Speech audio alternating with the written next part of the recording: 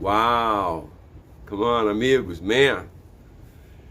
Ninjas produzem ataque contra a vida do Buda? Desce a vinheta aí, brother.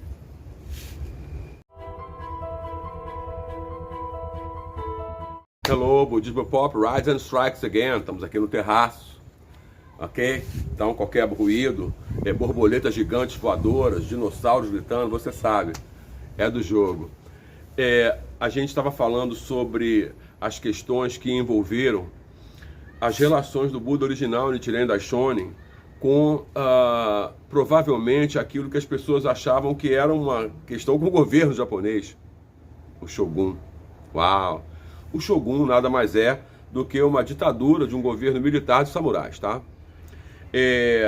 No início dos anos 60, de 1260, né, no Japão, Tojo Kagenobu, né, era o líder, e Nichiren Daishonin era um monge que 7 anos antes, em 1253, havia apresentado o Nammyo Horenge Kyo, quando de sua graduação como monge, e desafiou o clero japonês. Bom, as duas primeiras perseguições que surgem do ponto de vista físico ao Buda, em Komatsubara, em 1261, e Matsugabayatsu, em 64, são aludidas como interferência militar tentando destruir o Buda original. Mas há um dado aí, queridos, que a gente não pode perder de vista. Nichiren Daishonin, em nenhum momento, desde que revela o Nammyo Horenge Kyo, em 28 de abril de 1253, até o seu Nirvana, em janeiro de 1282, ele jamais desafiou, confrontou ou enfrentou o governo samurai japonês. Nem o Shogun, nem o seu líder, o Tojo Kagenobu, foram desafiados por Nichiren Daishonin. O que Nichiren Daishonin colocava é que os conselheiros das altíssimas autoridades japonesas, os samurais, e os conselheiros dos líderes do Shogun, eles não tinham competência para serem conselheiros. E provavelmente, caso não fosse por incompetência, seria por má fé. E isso desencadeou níveis de pressão por parte desse clero corrupto japonês daquele momento. Gente, quando eu falo clero corrupto, só para dar um exemplo bem simples, tá? Na seita da Terra Pura, o Jodo, que ainda hoje é o maior templo budista no Japão, o nosso querido sacerdote Ronen, ele dizia o seguinte: o Buda Amida, o Senhor do Oriente do Céu, é o responsável por levar as pessoas para o paraíso. O Buda Amida é uma criação do Buda Sakyamuni no seu primeiro período Hinayana. Ou seja, o Buda Amida é uma lenda.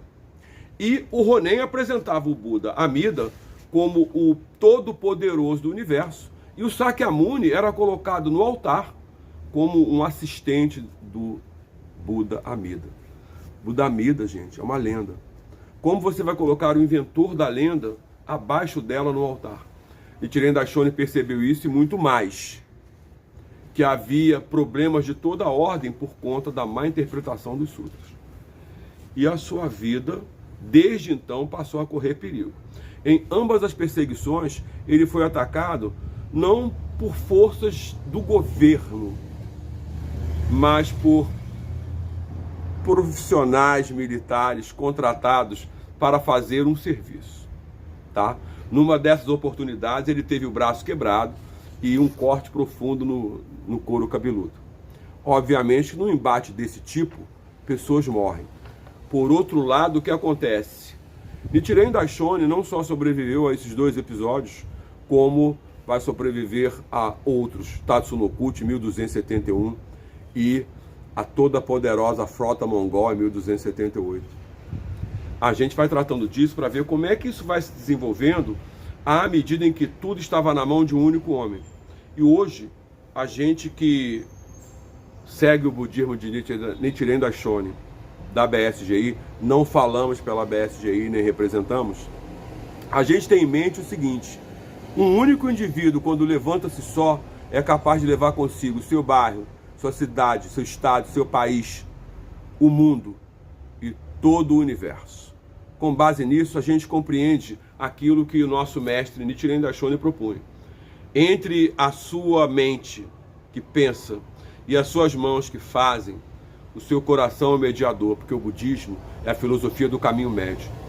Então, por favor, considere entre pensar e agir quem media, porque se não for o coração, se prepare para altas tensões e sofrimentos. Cuidado com a tristeza, cuidado com a escuridão. A gente se vê.